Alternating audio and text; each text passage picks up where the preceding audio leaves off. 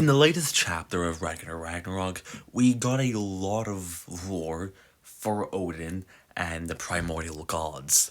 In the previous chapter, we basically see Nostradamus bring Gol to Helheim, where we see Siegfried, who, we don't see much of him in the series. He's only had like a couple of appearances here and there. But in this latest chapter, he had a lot of relevance. He basically dropped a lot of lore about Odin and the primordial gods, telling Gol a story about the primordial gods and what actually happened to them. Because originally we were led to believe that the primordial gods basically fizzled out because they were just that strong, that they just self-destruct. But it turns out that there were 88 different primordial gods that created the worlds. And among the strongest out of the primordial gods was a group that included Odin. The other members of the group included Ymir,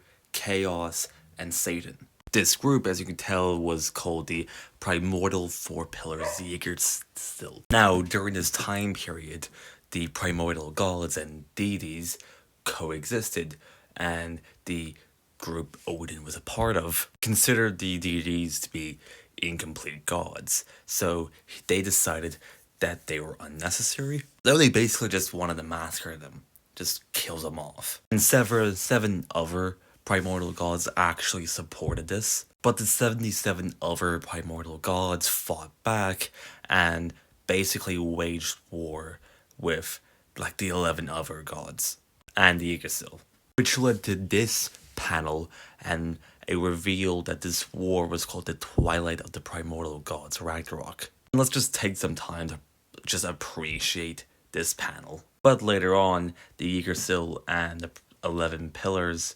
essentially were sealed, and the Yggdrasil were split into 4 different, weapons and treasures that represent them, and these treasures were called the 4 Treasures of Calamity.